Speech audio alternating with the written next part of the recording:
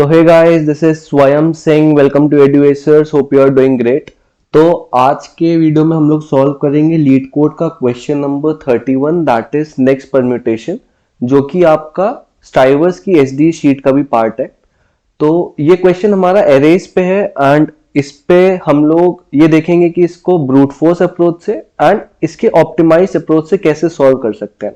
ठीक है, brute force approach आप सभी लोग इजीली समझ सकते हैं एंड शायद आप में से बहुत लोगों ने इसको सॉल्व भी कर लिया होगा। तो इस क्वेश्चन में मैं आपको ये तो बताऊंगा ही कि इसको सॉल्व कैसे करना है, बट मैंने कैसे ये अप्रोच सोचा या कैसे आप लोग इस अप्रोच के बारे में देख सकते थे जिससे आपका जो सोल्यूशन है और ऑप्टिमाइज हो जाए। तो मैं पूरी चीज अच्छे से डिस्कस करूंगा एंड आपको बताऊंगा कि कैसे उसको सॉल्व करना है। तो देखिए, सबसे पहले यहाँ पे एक वर्ड यूज हुआ है दैट इज परम्यूटेशन। परम्यूटेशन क्या होता है हमारे पास, जहां पे यहाँ पे लिखा भी ऐसा है कि arrangement of its members into a sequence और लीनियर ऑर्डर। बेसिकली इसमें होता है कि आपके पास गिवन सेट ऑफ डेटा होगा जिसकी आपको डिफरेंट अरेंजमेंट्स बनानी है। फॉर एग्जांपल, अरेंजमेंट्स मतलब आपके जो डेटा आइटम्स होंगे उनको अलग अलग प्लेसेस पे अरेंज करना है। तो फॉर एग्जांपल यहाँ पे हमारे जो गिवन है वो है 1 2 3। ठीक है, तो 1 2 3 है, तो इसकी अरेंजमेंट्स क्या क्या हो सकती है। अरेंजमेंट्स मतलब हमारे जो डेटा आइटम्स हैं, जबकि हमारे पास 1 है 2 है 3 है, इनको अलग अलग प्लेसेस पर अरेंज करना है। टोटल नंबर ऑफ प्लेसेस हमारे पास कितनी है, 3 है, फर्स्ट सेकंड एंड थर्ड। तो अब इसकी अगर हम अलग अलग अरेंजमेंट्स बनाएंगे तो क्या हो जाएगा। फॉर एग्जांपल यहाँ पे हो गया, ठीक है, तो क्या हो जाएगा, एक हो गया 1, फिर 3 2 हो गया, फिर इसके बाद 2 1 3 हो गया, फिर हो गया 2 3 1। ठीक है, तो बेसिकली ऐसे हम लोग इसकी डिफरेंट अरेंजमेंट्स बनाएंगे। तो ये हो गया हमारा परम्यूटेशन। अब आता है कि यहाँ पे लिखा है क्वेश्चन के according we have to find the next permutation. तो यार देखो, नेक्स्ट परम्यूटेशन क्या होता है। नेक्स्ट परम्यूटेशन मतलब ये होता है कि यहाँ पे एक और वर्ड मेंशन है दैट इज लेक्सिकोग्राफिकल। तो अगर आपको लेक्सिकोग्राफिकल का मतलब नहीं पता है तो वो ये होता है कि आपको एक सीरीज में चलना है, एक सीक्वेंस में चलना है। फॉर एग्जांपल, जो आपका अल्फाबेट्स होते हैं ए बी सी डी, तो सबसे पहले ए आता है, फिर बी आता है, सी आता है। सिमिलरली नंबर्स में 1 आएगा, 1 से ग्रेटर 2 है, फिर 3 है, तो एक ऑर्डर फॉलो होता है। ठीक है, तो 1 आया, फिर 2 आया, फिर 3 आया, 1 2 3 आप ले लो। तो ये एक लेक्सिकोग्राफिकल ऑर्डर है, ठीक है, जो कि हमको फॉलो करना है। तो जो नेक्स्ट परम्यूटेशन है वो क्या है, ये आपका नेक्स्ट लेक्सिकोग्राफिकली जो आपका परम्यूटेशन बन रहा है, ठीक है, जो आपकी अरेंजमेंट बन रही है, हमको वो रिटर्न करनी है। तो अगर हम लोग एग्जांपल लें 1 2 3 का, तो जो इसका ब्रूट फोर्स अप्रोच है वो कैसे हो सकता है। अगर आप ये समझो कि आपके पास 1 2 3, अगर फर्स्ट एग्जांपल के हिसाब से चलते हैं, गिवन है, हमको फाइंड करना है जो भी इसका नेक्स्ट परम्यूटेशन बनेगा। मतलब जो नेक्स्ट होगा क्या होगा, हम लोग को ये पता है कि अगर हम लोग एक इंक्रीजिंग ऑर्डर में किसी भी लिस्ट या किसी भी डेटा को हम लोग बनाएंगे तो सबसे पहले सबसे छोटा नंबर आएगा। तो 1 2 3 में जो सबसे छोटा नंबर है वो आप भी जानते हैं कि 1 2 3 ही है। इससे बड़ा नंबर क्या होगा, हमारा 1 कांस्टेंट रहेगा एंड 3 आएगा, फिर 2 आएगा। ठीक है, तो ये हमारा क्या हो गया, नेक्स्ट लेक्सिकोग्राफिकली ऑर्डर में हमारा ये नेक्स्ट परम्यूटेशन बन गया।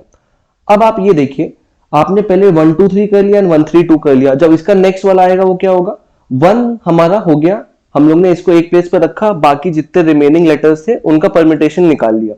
अब क्या करना है, अब 1 से जो भी बड़ा नंबर है, हमारे पास 3 एंड 2 है, तो जो भी बड़े नंबर है उसमें से सबसे छोटा नंबर हमारे फर्स्ट प्लेस पे आएगा। तो क्या होगा, इससे ये 2 यहां पे आ गया, तो ये हो गया 2, देन यहां पे हो गया 1 एंड 3। तो आप ये देखो कि अगर हम लोग ऑर्डर चेक करें, सबसे पहले हमारा 1 2 3 आया, फिर 1 3 2 आया, फिर 2 1 3 आया। तो आप ये देखिए, ये जो हमारे 3 है वो लेक्सिकोग्राफिकल ऑर्डर में, मतलब सबसे छोटा 1 2 3, उससे बड़ा 1 3 2, उससे बड़ा 2 1 3। इनके बीच में और कोई नंबर नहीं आ सकता अगर हम लोग 1 2 3 का केस ले रहे हैं। तो बेसिकली आपको ये पता चल गया कि हम लोग क्या कर सकते हैं। अगर हमारे पास इनपुट गिवन है 1 2 3, ठीक है, अब हमको क्या फाइंड करना है, हमको ये फाइंड करना है जो इसका नेक्स्ट लेक्सिकोग्राफिकल ऑर्डर क्या होगा। तो हम लोग क्या करें, इस गिवन नंबर की जितनी परम्यूटेशंस हो सकती हैं सारी परम्यूटेशंस निकाल लें।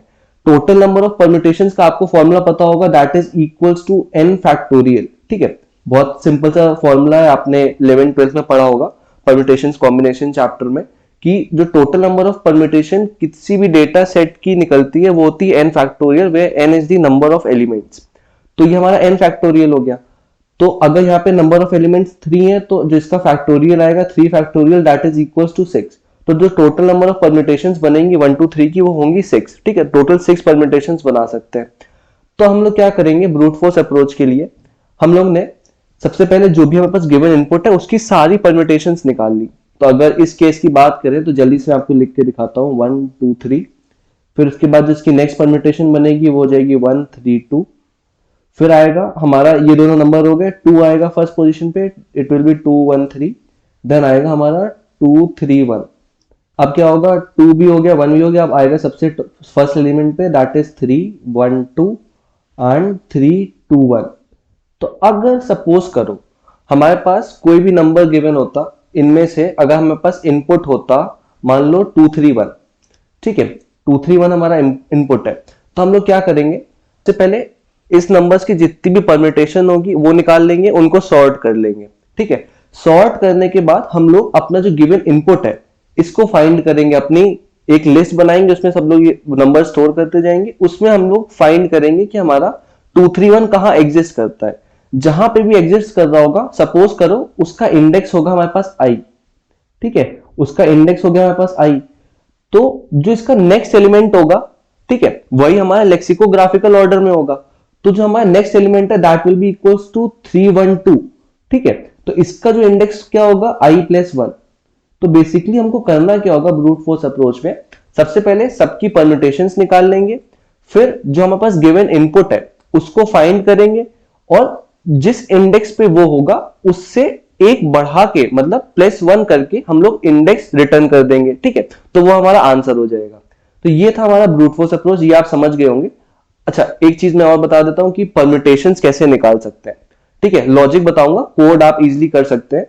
तो लॉजिक में हम लोग क्या कर सकते हैं, अगर हम लोग फिर से सेम एग्जांपल लें, दैट इज इक्वल्स टू 1 2 3, ठीक है। अब अगर हमको इसकी परम्यूटेशंस निकालनी है तो आप ये देखिए, बहुत एक तो छोटा सा एग्जांपल है, 4 एलिमेंट्स में ये आप समझ जाएंगे, पहले इसमें देख लीजिए। सबसे पहले हम लोग क्या कर सकते हैं, परम्यूटेशंस मतलब हमको डिफरेंट अरेंजमेंट्स निकालनी है। तो इसमें हम लोग अगर हमारे पास 3 एलिमेंट्स है तो सपोज करो, ठीक है, तो हम लोग 1 को अपनी एक प्लेस पे फिक्स कर देंगे। अब फिक्स करने से क्या हुआ, बाकी जितने भी रिमेनिंग एलिमेंट्स हैं उनकी हम लोग परम्यूटेशंस निकालेंगे। तो जो अगर मतलब पहली परम्यूटेशन होगी जिसमें कोई चेंज नहीं होगा, 1 हमारा फिक्स है, 2 और 3 बचा, तो जो आपके पहला आउटपुट आएगा वो आएगा 1 2 3। अब क्या करना है, हमको इसकी परम्यूटेशन निकालनी है, तो हम लोग रिमेनिंग जितने भी एलिमेंट्स होंगे उनको एक एक करके स्वैप करते रहेंगे। तो ये स्वैप हो गया, तो अब क्या हो गया 1 3 2, ये हो गया। अब हम लोग वापस बैक ट्रैक करेंगे। बेसिकली आप ये क्या करो, एक कहीं पे बैक ट्रैक की जगह कहीं दूसरे वेरिएबल में अपना पूरा ये जो ओरिजिनल इनपुट है उसको स्टोर कर लेना, तो आपको डायरेक्टली हम लोग फिर से उसको रीयूज कर पाएंगे, ठीक है। तो ये हो गया। अब हम लोग ने क्या करा, 2 को फर्स्ट पोजीशन पे फिक्स कर दिया। जब 2 को फर्स्ट पोजीशन फिक्स करा तो आपके पास रिजल्ट क्या आया, 2 1 3, ठीक है। फर्स्ट पोजीशन को आपको अनटच रखना है, सिर्फ एक बार स्टार्टिंग में स्वैप करना है। तो आपका जो पहला आउटपुट आ गया वो आ गया हमारे पास 2 1 3। दूसरा क्या आएगा, हम लोग फिर से इसमें स्वैपिंग कर देंगे, तो ये आपके पास हो गया 2 3 1। सिमिलरली आपने क्या करा, 3 को 1 से इंटरचेंज करा, ठीक है, तो आपने यहाँ पे 3 को फिक्स करा, तो जो आपके पास पहला इनपुट आएगा वो क्या हो जाएगा 3 2 1, एंड जो सेकंड आएगा वो हो जाएगा, इसको स्वैप करने पे that will be equals to 3 1 2, ठीक है। तो इस तरह से आप लोग परम्यूटेशन जनरेट कर सकते हैं। तो ये आपका हो गया, फर्स्ट हो गया, सेकंड हो गया, थर्ड फोर्थ फिफ्थ सिक्स। तो n फैक्टोरियल के हिसाब से 3 फैक्टोरियल इज इक्वल्स टू 6, तो total number of permutation generate होगी। तो अगर मैं आपको बात बताता हूँ, ठीक, अब मैं आपको जल्दी से एग्जांपल बता देता हूँ, अगर 4 एलिमेंट होंगे तो क्या होगा। तो आपने लिखा 1 2 3 4, ठीक है। अब आपने क्या करा, सबसे पहले फर्स्ट एलिमेंट को फिक्स करा, सबकी परम्यूटेशंस निकाली, ठीक है। फिर आपने सिमिलर केस में इसको स्वैप करा, बाकी बच्चों की परम्यूटेशंस निकाली, फिर आपने यहां पे इसको स्वैप करा, फिर बच्चों की निकाली। सिमिलरली आपने जो total number of permutations generate होंगी वो क्या हो जाएंगी 4 factorial that is equals to 24, ठीक है। तो ये आपका आंसर हो जाएगा, 24 नंबर ऑफ परम्यूटेशंस आपकी जनरेट हो जाएंगी। तो ये हमारा हो गया ब्रूट फोर्स अप्रोच कि आपने क्या करा, जल्दी से बताता हूं। सबसे पहले जो भी गिवन इनपुट है उसकी टोटल नंबर ऑफ परम्यूटेशंस निकाल ली, फिर उन सबको सॉर्ट कर लिया। सॉर्ट करने के बाद जो आपकी गिवन परम्यूटेशन है उसको आपने उस जिस भी डेटा स्ट्रक्चर में स्टोर करा है इंडेक्स वाइज होगा, तो उसको आपने फाइंड करा कौन से इंडेक्स पे, फिर आपने रिटर्न कर दिया उसका नेक्स्ट वाला इंडेक्स, बिकॉज सॉर्टेड ऑर्डर में है तो जो उसका नेक्स्ट, ठीक है, तो जो भी हमारी नेक्स्ट वैल्यू होगी वो हमारी लेक्सिकोग्राफिकली ऑर्डर के हिसाब से हमारा नेक्स्ट परम्यूटेशन हो जाएगा। बट एक केस ये आता है, अगर आपका जो एलिमेंट है, जो भी आपका परम्यूटेशन जनरेट हुई है वो लास्ट है, तो आपको क्या करना है, फर्स्ट एलिमेंट रिटर्न कर देना है। तो आपने एक कंडीशन चेक करी, if I is equals to n minus one, तो n आपकी टोटल लेंथ हो गई, तो जो इंडेक्सेस होंगे वो क्या होंगे, n लेंथ किसकी है, जो आपका n फैक्टोरियल की वैल्यू आई है वो आपकी, ठीक है, वो वैल्यू है आपकी n, बिकॉज जो लिस्ट होगी हमारे वो स्टोर होगी। तो n माइनस वन करा आपने, तो n माइनस वन से क्या हुआ, अगर मान लो 6 थी तो 5 हो गए, फिफ्थ इंडेक्स तक है। तो अगर आपकी i की वैल्यू लास्ट है तो आपको सिंपली क्या करना है, जो आपका फर्स्ट इंडेक्स है वो रिटर्न कर देना है। तो i जो आपका 0 होगा, ठीक है, 0 डिनोट्स द फर्स्ट एलिमेंट, तो वो आपको रिटर्न कर देना है एंड वो आपका आंसर हो जाएगा। फॉर एग्जांपल जो आपका परम्यूटेशन है वो 3 2 1 है, ठीक है, तो अब 3 2 1 के बाद कोई ऐसा परम्यूटेशन नहीं जनरेट होगा जो कि इससे बड़ा है, बिकॉज 3 आपका सबसे बड़ा नंबर आ गया, फिर 2 आ गया। तो अगर कोई भी जो आपके पास इनपुट है वो डिसेंडिंग ऑर्डर में है तो उससे कोई बड़ा एलिमेंट नहीं होगा। तो सिंपली आपको क्या करना है, पूरा जो भी आपका इनपुट होता है उसको रिवर्स करके आउटपुट दे देना है। तो इसका जो रिवर्स करेंगे तो ये क्या होगा हमारे पास, it will be equals to 1 2 and 3, तो ये आपका हो जाएगा आंसर। ठीक है, अब हम लोग बात करते हैं इसके ऑप्टिमाइज अप्रोच की, बिकॉज ये ब्रूट फोर्स अप्रोच हो गया। तो ब्रूट फोर्स अप्रोच में हमको सबसे पहले क्या करना पड़ रहा था, सारे परम्यूटेशंस निकालनी पड़ी थी, जिसकी वजह से जो हमारे पास टाइम कॉम्प्लेक्सिटी उधर की आई थी वो आई थी n फैक्टोरियल, एंड देन उसमें सर्च करना था तो अगेन n लग रहा था। ठीक है, तो इस वजह से हमारे पास क्या हो रहा था, जो इसकी कॉम्प्लेक्सिटी थी वो बिल्कुल भी सुइटेबल नहीं थी हमारे किसी भी कोडिंग प्रॉब्लम के लिए।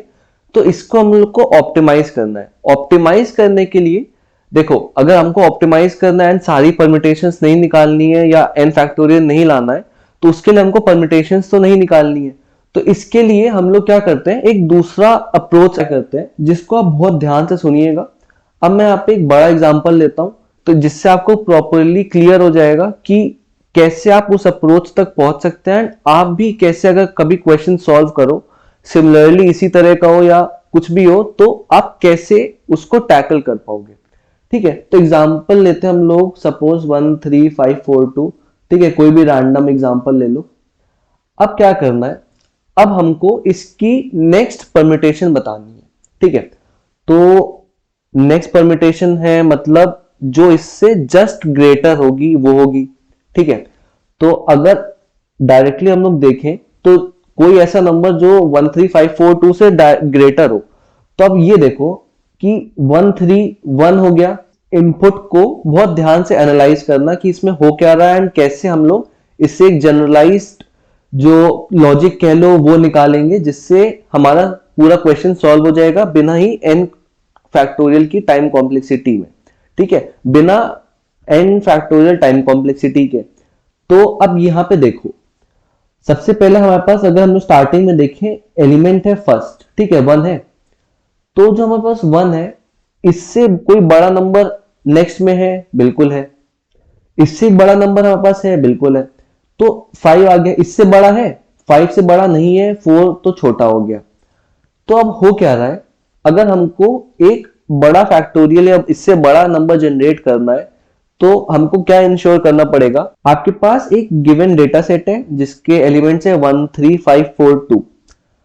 तो अब आपको ये पता है कि अगर कोई भी डेटा सेट है उसका हमको एक इंक्रीजिंग ऑर्डर में निकालना है, कोई भी वैल्यू उसको अलग अलग अरेंज करके, तो स्टार्टिंग एलिमेंट से अगर आप चलेंगे तो आपके लिए डिफिकल्टी होगी। बिकॉज अगर मान लो कोई आगे हमको ऐसा एलिमेंट मिला जो कि ग्रेटर है, तो वो डायरेक्टली हमारा मिस हो जाएगा।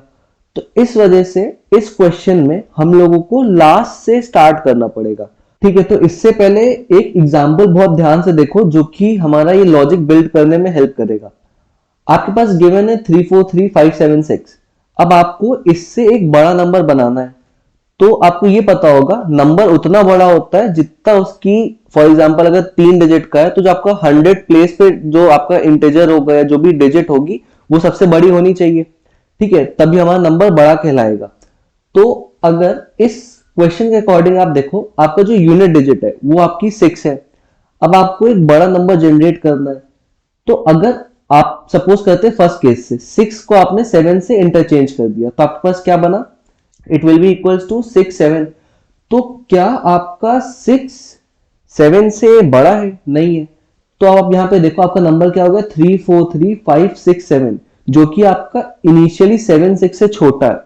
तो आप इतना ये समझ गए होंगे कि अगर आप लोग कोई भी नंबर स्टार्ट कर रहे हो, ठीक है, अगर आप कोई भी नंबर इंटरचेंज कर रहे हो तो वो नंबर किसी बड़े नंबर के साथ इंटरचेंज नहीं होगा।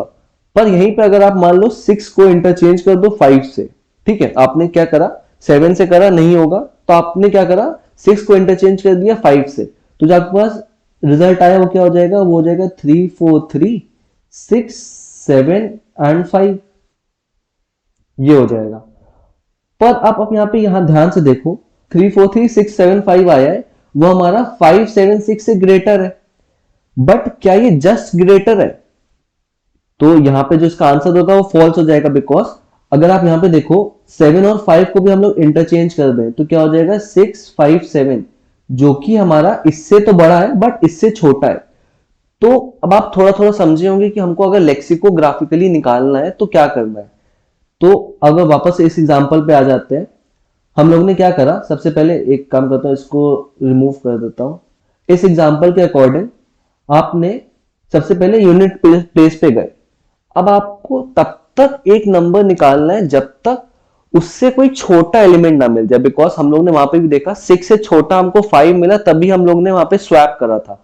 ठीक है, तो आपने क्या करा, 2 पे गए, 2 से बड़ा 4 है, कोई दिक्कत नहीं है, 4 से बड़ा 5 है, कोई दिक्कत नहीं है, फिर 5 से आप देख रहे हो जैसी 3 आया जो कि 5 से छोटा है। तो आप ये समझ गए जो भी आपको चेंजेस करने हैं वो कहां पे करने हैं, इस इंडेक्स पे। ठीक है, बिकॉज यहीं पे आप जब इंटरचेंज करोगे किसी भी नंबर से, तभी हमारे पास एक लेक्सिकोग्राफिकली इंक्रीजिंग डिजिट या आप कह लो नंबर आएगा। तो उसके लिए क्या करना पड़ेगा, क्या हम लोग 5 को डायरेक्टली 3 से इंटरचेंज कर दें? तो ये हमारा आंसर गलत हो जाएगा, बिकॉज आप ये देखो कि जो हमारा 4 है वो भी 3 से बड़ा है बट 5 से छोटा है, तो जो हमारा लेक्सिकोग्राफिकली इंक्रीजिंग ऑर्डर में तो नहीं बन पाएगा। तो इस वजह से सबसे पहले आपने क्या करा, एक एलिमेंट फाइंड करा जहां पे आपको इंटरचेंज करना है, तो ये आपको मिल गया, यहां पे आपको इंटरचेंज करना है। अब यहां से लेके एंड तक आपने ये देखा कि इससे जस्ट इंक्रीजिंग, ठीक है, कौन सा नंबर है, मतलब इससे बड़े तो बहुत सारे मिलेंगे, फॉर एग्जांपल यहाँ पे 5 मिल गया, 4 मिल गया, बट उनमें से जो सबसे छोटा हो वो हमको यहाँ पे रिप्लेस करना है, जिसका मतलब क्या हुआ, it should be greater then 3। ठीक है, 3 से बड़ा हो, बाकी जो भी नंबर है, जितने भी बड़े नंबर्स आए उन सब में छोटा हो। तो अब यहाँ पे आप देख सकते हो 5 मिला एंड 4 मिला जो कि 3 से बड़ा है, बट जो हमारा 4 था, 4 हमारा उनमें से छोटा है, तो हम लोग ने सिंपली यहाँ पे क्या करा, इसको इंटरचेंज कर दिया। तो जो आपके पास नया आउटपुट आया, ठीक है, तो जो आपके पास अभी के लिए इंटरमीडिएट आउटपुट आया वो क्या हो गया, 1 4 5 3 2। तो हम लोग ने जो नई पोजीशंस थी वो चेंज कर दी, तो 4 और 3 हमारा इंटरचेंज हो गए। अब मैंने आपको बताया था वहां पे भी हम लोगों को क्या करना पड़ा था, जितना भी बचा हुआ डिजिट्स थे उनको रिवर्स करना पड़ा था। तो जहां तक आपके चेंजेस हो गए, ठीक है, इस इंडेक्स पे आपका चेंज हुआ है, तो इतना पोर्शन आप एक पार्ट के लिए इमेजिनरी डिवाइड कर दो। तो अब क्या करना है आपको, ठीक है, जितने भी रिमेनिंग नंबर्स हैं उनको आपको रिवर्स करना है। तो रिवर्स करने पे ये हमारा हो जाएगा 2 3 5, तो it will be equals to 1 4 2 3 and 5। तो ये हो गया। अब 1 4 2 3 5 आप देख सकते हो कि हमारा जो इनिशियली नंबर था 1 3 5 4 2 से बड़ा है एंड 1 4 5 3 2 से छोटा है। तो जो हमारे पास ये आउटपुट आया है वो इससे जस्ट इंक्रीजिंग है। ठीक है, तो आपको क्या करना है, सिंपली रिटर्न कर देना है 1 4 2 3 5। तो इसमें जो आपकी टाइम कॉम्प्लेक्सिटी थी वो सिर्फ और सिर्फ बिग ऑफ एन रही। ठीक है, बिग ऑफ एन रही, हम लोगों को कोई एक्स्ट्रा स्पेस भी नहीं लेनी पड़ी, ना ही हमारे पास एन फैक्टोरियल में टाइम कॉम्प्लेक्सिटी गई, ना ही हमको सारी परम्यूटेशंस निकालनी पड़ी। तो बेसिकली हम लोग ने पूरे स्टेप में किया क्या, सबसे पहले अगर इसी में हम लोग ध्यान से देखें, एक वो नंबर फाइंड करा जो कि हमारा जो उसके प्रीवियस वाले नंबर से या जो उसका नेक्स्ट नंबर है उससे छोटा है। तो हम लोग ने देखा यहाँ पे, तो हम लोग ने यहाँ पे क्या किया, चेक करते गए कि कहां पे हमको ऑर्डर डिक्रीजिंग मिलेगा। तो 2 से 4 बड़ा है, कोई दिक्कत नहीं है, 4 से 5 कोई दिक्कत नहीं, बट 5 से 3 छोटा है, तो हमको ऐसे करके यहाँ पे इंडेक्स मिल गया जहां पे हमको इंटरचेंज करना है। अब हम लोग ने क्या करा, इससे लेके राइट तक जितने भी नंबर्स हैं उसमें से जो इससे जस्ट बड़ा होगा, ठीक है, तो हमको वो फाइंड करके वो स्वैप करना है।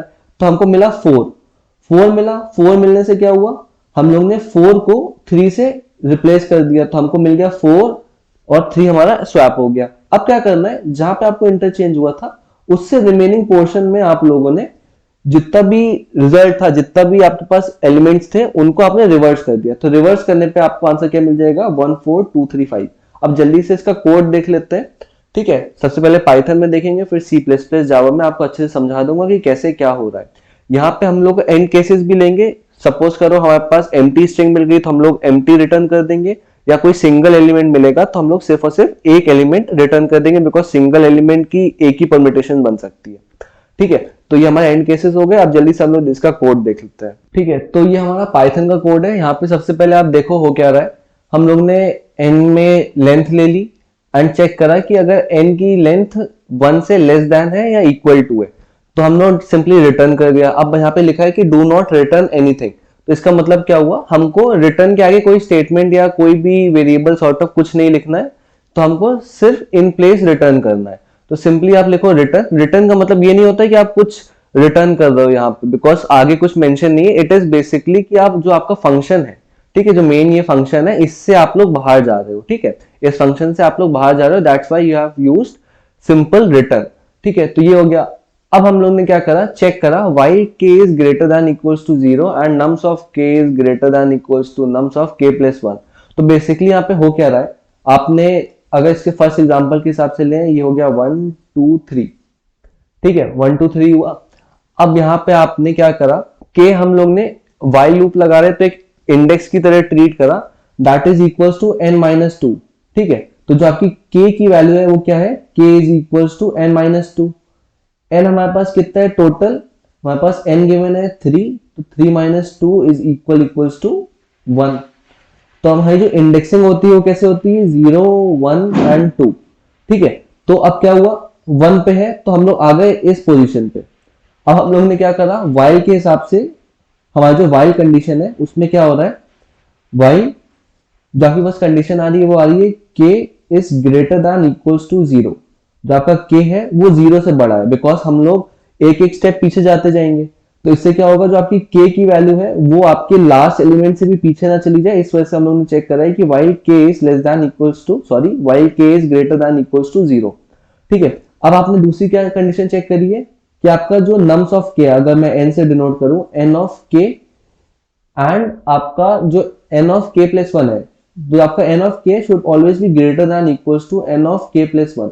तो जब तक ये हो रहा है तब तक आपको चलने देना है। जब तक आपके पास ये कंडीशन हो रही है, आप लोग सिंपली क्या कर रहे हो, k इक्वल्स टू -1 कर दो, मतलब k की वैल्यू k -1 करते जा रहे हो, एक एक कम होते जा रहे हो। बिकॉज मैंने आपको बताया था हम लोग तभी रुकेंगे जब हमको एक डिक्रीजिंग ऑर्डर मिलेगा, ठीक है। तो यहाँ पे आप देखो कि हमारा जो पहला केस मिला 3 2 से छोटा हो गया।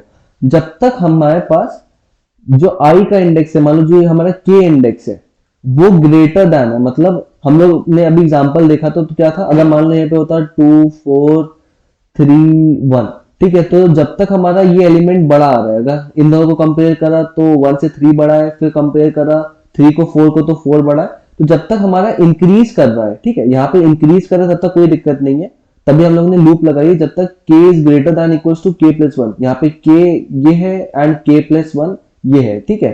तो इससे कंफ्यूज मत होना, ठीक है, ये k प्लस 1 है। तो जब तक हमारा एक इंक्रीजिंग ऑर्डर में आ रहा है तब तक कोई दिक्कत नहीं है, बट जैसे ही हमको एक डिक्रीजिंग ऑर्डर में मिला, मतलब 4 से छोटा कोई नंबर मिला, जैसे यहाँ पे छोटा मिला 2, तभी हमको एक वो पोजीशन मिल गई जहां पे हमको इंटरचेंज करना है, ठीक है। तो ये हो गया। यहाँ पे आप लोगों ने ये कंडीशन चेक कर ली कि n of k is greater than equals to n of k plus 1।